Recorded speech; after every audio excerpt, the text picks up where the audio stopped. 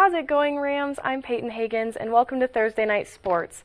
Tonight, I've got more basketball for you, as well as a dive into professional wrestling. You'll find out more on Thursday Night Sports, which starts right now.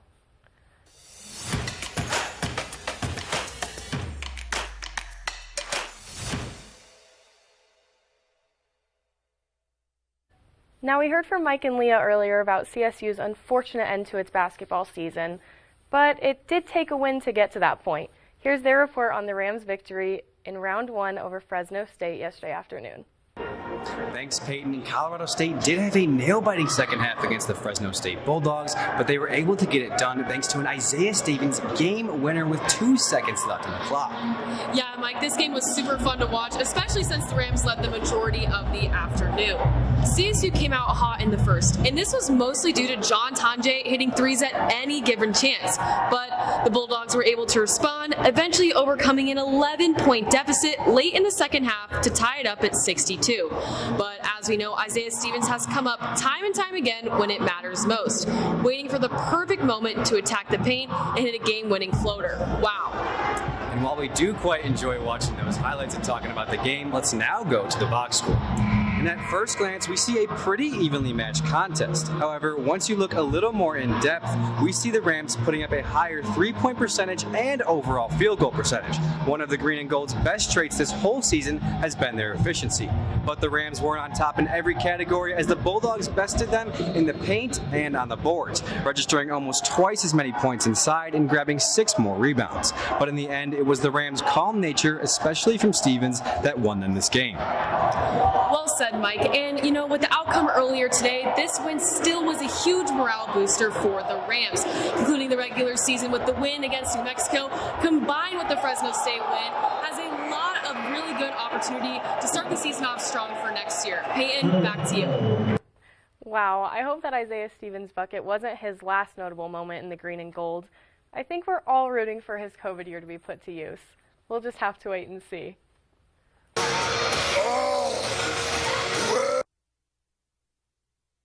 Are representing CSU all the way in Fresno State. Sorry about that. Let's head back to NOCO for some professional wrestling.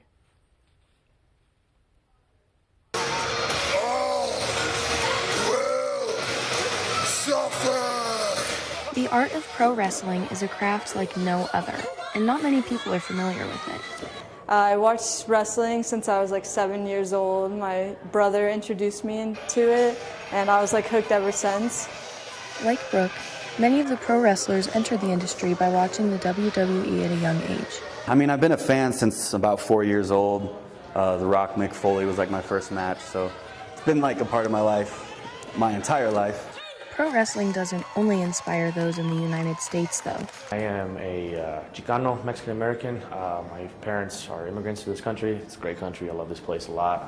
I love what I do. It's awesome. It's kind of like a good outlet, good escape from the world. Because of how unique of a sport and culture pro wrestling is, people jump-started their careers in various ways. Growing up, it's hard to find out where to wrestle, so I started doing high school wrestling, some jiu-jitsu, kickboxing, all kinds of stuff to kind of get me as close to this as possible. But when COVID hit, it kind of made me question some things, maybe reevaluate some things, and decided time's running out to follow my dreams, and now there's no better time than now. And, I just watched it since I was a little kid, and for years I've always wanted to. And then, I don't know, certain things happen and in life, and you kind of start hitting the gas. Things can get pretty heated when they finally compete, which is another reason why fans get so invested in their favorite wrestlers.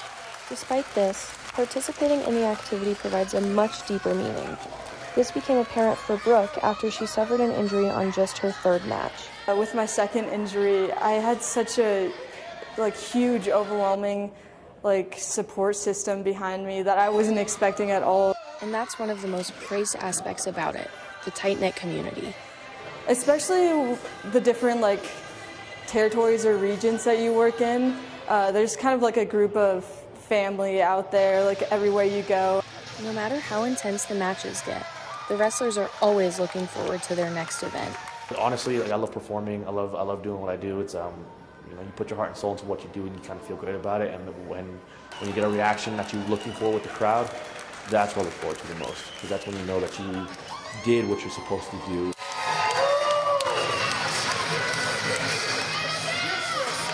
I have genuinely never experienced anything like pro wrestling, and I want to give a huge thanks to Battleground Pro and all of the pro wrestlers for having me.